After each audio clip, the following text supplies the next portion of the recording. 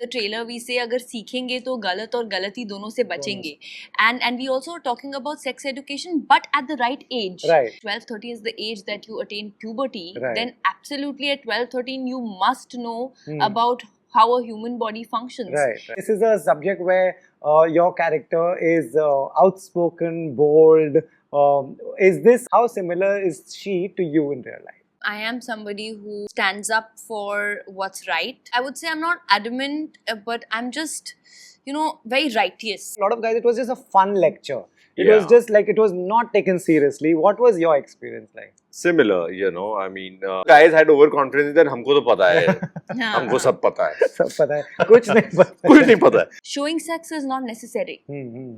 Talking about importance of safe sex because it affects the health of a woman, because it adversely affects her emotionally, mentally, traumatizes her in times of abortions and miscarriages, is important. Do you think, Sumeet, we have reached a point where a guy or a girl can walk into a medical store and ask for a condom without getting awkward? Do you think?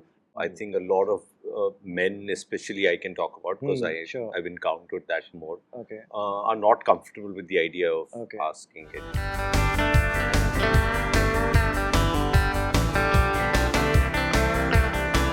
Hi guys, this is Rakul and you're watching me on Bollywood Hungama.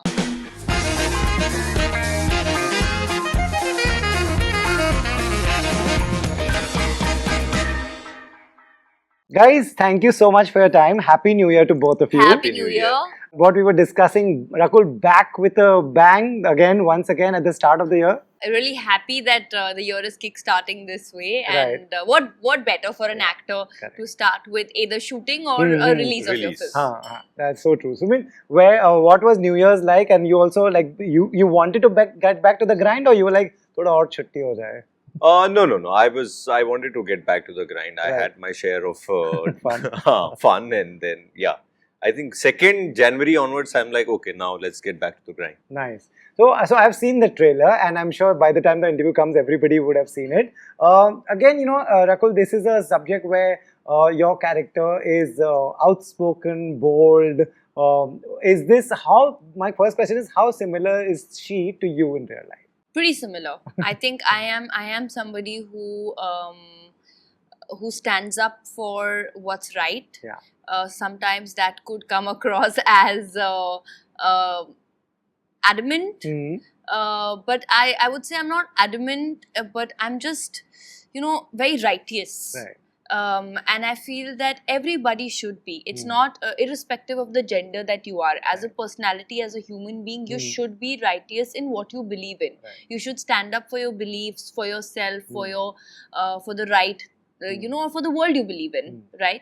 And I think the change always begins from within. We've always heard this. Right. And Sanya also as a character feels that if this change needs to happen, it needs to start from here, from my own house. Right. And I also believe that if the change needs to happen in society on something or something that I believe in, then it needs to happen with people around me and with me. So I think very similar that way. Okay. Yeah. Okay. What about your character? Are you anything close to what he is? I mean, I could draw a lot of parallels. One thing that I thought was the closest is that it's easier for me to stand up or to sort of voice my opinion outside, but it's harder for me to do it in front of family, especially like elders. Correct. For the longest time, I couldn't talk to my dad or contradict him. I would just listen to whatever he said, and sometimes, I didn't have the courage to have a discussion with him, it takes a lot for me to, to do that. Does it change with time?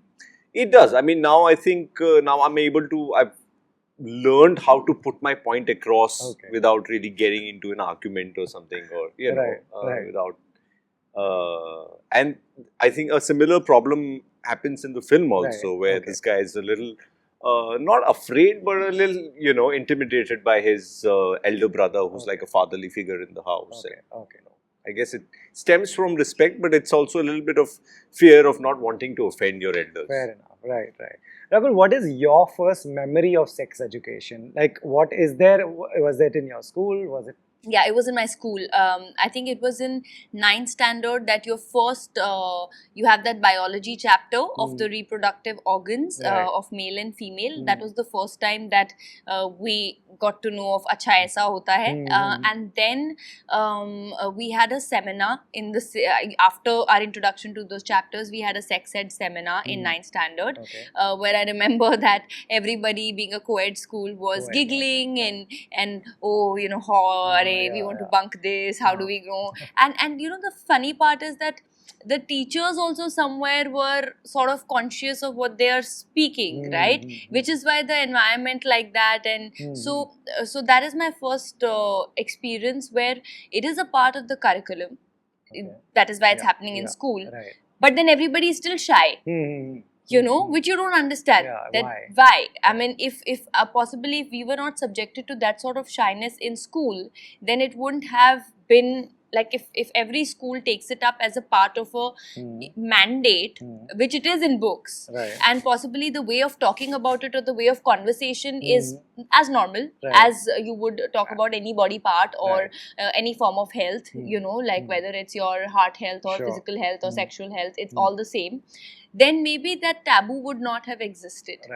You know, so I think somewhere in the society, the lack of conversation or communication is what has led to a certain taboo. But then obviously over the years it just vanished. I don't know when it vanished. Right, but this was also not just in school, also back home. Like, would you tell like your family that today we had sex education? Yeah, of course. So that was never an issue. No, that was never an issue. I would tell, but I was more open with my mom, and my brother with my father. But that wasn't something that they said that you know, it needs to be like that. Like today I can have any discussion with my parents. Today, matlab, from the time I've been working, ever since we were adults, and even when I signed this film, I discussed it with my father. I showed him the trailer, and he said such a lovely thing. He said, अगर life में ये चीज optional नहीं है, तो फिर really पढ़ाई में क्यों नहीं चाहिए? He said, लोग पढ़े ना पढ़े, they don't have an option for this. So education for this is also not an option. Absolutely. So I was like, that's such a good thing that he has said. So I now, you know, you obviously you are also not shy about it. So I think somewhere what happens is that as you're growing up, the environment that you're in sort of dictates the way you think in your own head as a kid.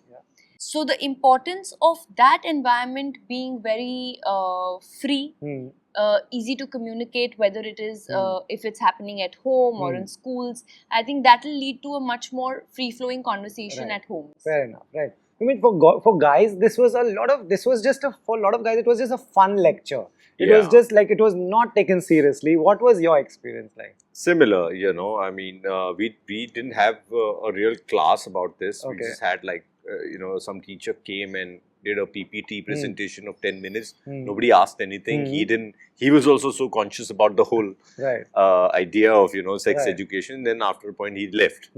And then the boys giggled, the girls giggled, and you know, so it was not really a educational class. Nothing learning from learning for him. And also the guys had overconfidence that हमको तो पता है, हमको सब पता है. सब पता है, कुछ नहीं पता.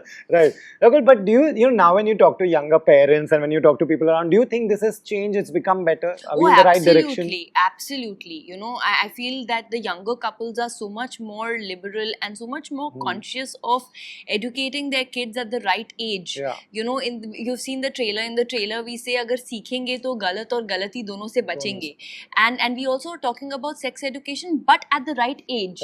You know, so I think today, for our future generations, we'll be very conscious. I mean, my mom was, you know, she spoke about good touch, bad touch, about periods, very at the right time, so that we were aware and there was no incidence of, oops, ye to pata hi nahi kya ho raha hai. So, you know, I think people are more conscious that if 12, 13 is the age that you attain puberty, then absolutely at 12, 13, you must know about how a human body functions. It's basic biology. And I think I do see that at least in certain stratas of the society, people are pretty comfortable with having conversations. But I think we're still a long way from largely having this conversation without a taboo. Right. Do you think, Sumeet, we have reached a point where a guy or a girl can walk into a medical store and ask for a condom without getting awkward? Do you think we are a diverse country from north to south? No, I don't think that's true. I think a lot of men, especially, I can talk about because Sure. I've encountered that more. Okay. Are not comfortable with the idea of asking it. It's sort of a बड़ी शर्म आती है लोगों को. Right. And that's just the way it is, and it's got nothing to do with what part of the country you live in. I can tell you about Bombay. Yeah, here also people can be different. Right? Absolutely. See, we are very different stratas. Yeah, exactly. We are pockets. That's the thing. Yeah. The problem is not city or town or village. I feel the problem is the awareness, and which is only limited to pockets. Yeah. There are certain, like we were talking in the earlier interview, Bandra, Juhu town, it's okay. You come a little towards, the extension of Bombay or Ghatkopar or, the small, or even maybe you go to Khar from Bandra. There might be different ideologies. So I think collectively to really, a conversation will begin when the awareness happens. And I think this film is first creating that awareness. Was the narration clear? Like, what was the narration like? Was it? Oh, it was amazing. So I'll tell you that this film is a family entertainer. Yes, it is. It is a complete family entertainer. You've seen the trailer. You know how simple it is. It's not one dialogue is sleazy. There's nothing that I cannot watch with my parents. There's not one scene that will make you cringeworthy. Because there's a fine line in showing sex and talking about safe sex. Right. They're two very different things. Showing sex is not necessary. Talking about importance of safe sex because it affects the health of a woman, because it adversely affects her emotionally, mentally, traumatizes her in times of abortions and miscarriages, is important. Right. And and I think our film is that. It's about educating people and not about sensationalizing anything. So the script, when I heard, it was very free-flowing. It's a journey of this girl who comes across circumstances in life which realizes her to believe that I need to speak about this. It's also her journey of understanding that this is important. Right. And hence, the drama that unfolds. So I was, I was just saying that when these things, but when it comes to you in a form of a script, then it sort of reiterates in your head that, yeah, this is really important. Right. And I think I should do this because it excites me. Yeah. And that's what happened with this film, because it's something that's so close to my heart, because nobody talks about a woman's choice or a woman's consent or the empowerment, providing that empowerment to the women, whether when it comes to their right of refusal. Right. Because ultimately they are the ones who bear the brunt. So to me, that was very beautiful about the film. Right. What was your part of the narration like? When did you come on board? Yeah, same. I read the script and I wanted to meet the director because I wanted to understand how he saw the film. Right, yeah. So because it's a very sensitive subject, correct. And I want to make sure that it's been dealt with a certain amount of clarity. And yeah, I met Tejas and I could clearly see that he was very clear in the way he wanted to make the film. Right. Wanted to make a good, fun film. It's a family entertainer, like she said, and this just happens to be the catalyst. Correct. So in that sense, it was a very clean film, and thankfully there was a similar experience happened on the shoot as well. It wasn't like I was promised something and not delivered. On the shoot also, the whole direction team, production team from RSVP, they were very clear what they were making, very sorted, very organized. Right. It's nice, you said it's a family film, uske saath there's a good message that going across. That's such a win-win for everyone.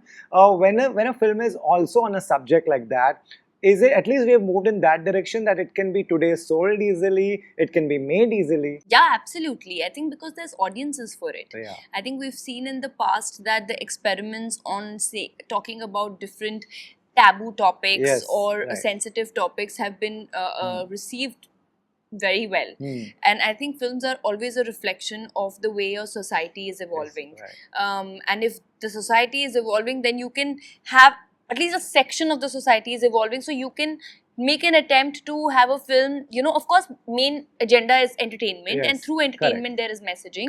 But then that via this evolved society, at least because of them you can make this film which can reach out to the larger section of the masses who really possibly need to know about what we are talking. So absolutely, I think in the past we've seen it started with Vicky Donor, which was such a huge rage. It was first of its kind. Absolutely. And then so many more with Badai Do and you know so many more films. So I think it's amazing times where people are receptive of films which talk about sensitive issues. Right. You know, we were having a discussion about what all you've written and, you know, what all the work you've done. And we also discussed Vicky Dona at that time. Do you think, do you see, like, if I take you back to your DD days, do you think this could be made at that time, or do you think this would not be accepted at that time? Oh, no, absolutely not. I mean, like 15, 17 years, 20 years back, that nobody would even think of making a film on this topic, you know, because also there were limited places where you could project your work. Right. You know, there was only television and there was only film, cinema. But now there's cinema, now there's OTT, now there's television, and OTT especially has given a lot of freedom to a lot of filmmakers to come out and express themselves and experiment with different topics, you know, because it's also the kind of medium which is so liberating for the audience. They can choose to watch it as and when they want, where they want. If they feel that this is something that they cannot watch with everyone, they can watch it privately and then maybe share it with people. You know what I'm saying? So it's, in that sense, the experience is very varied. Right. You know, I want a last question is I want one takeaway. Like, do you know, if anyone who's watching this, what is that one thing you would like to see in a sex education class? If there's a suggestion for you. Like to see in a sex education class, I would really like to see no consciousness about the topic.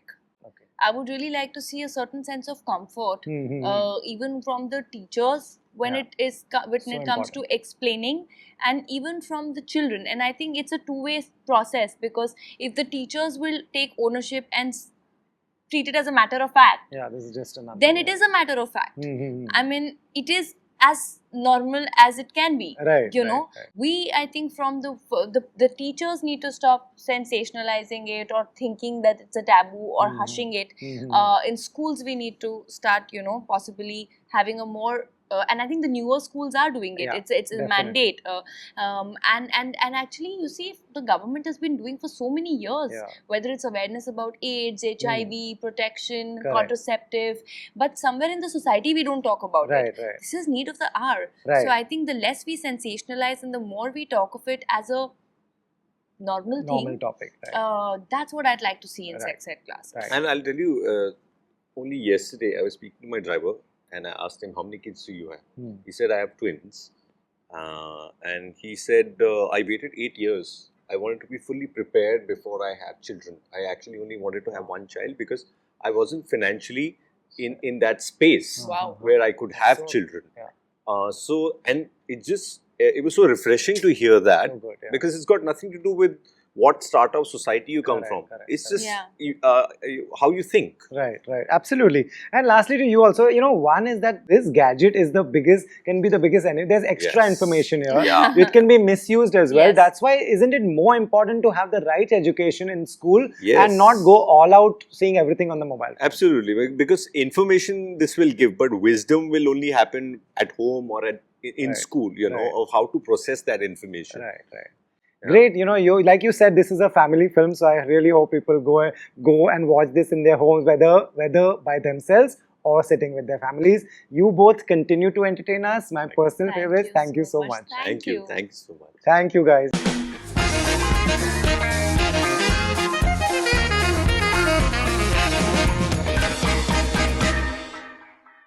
Hi guys, this is Rakul and you're watching me on Bollywood Hungama.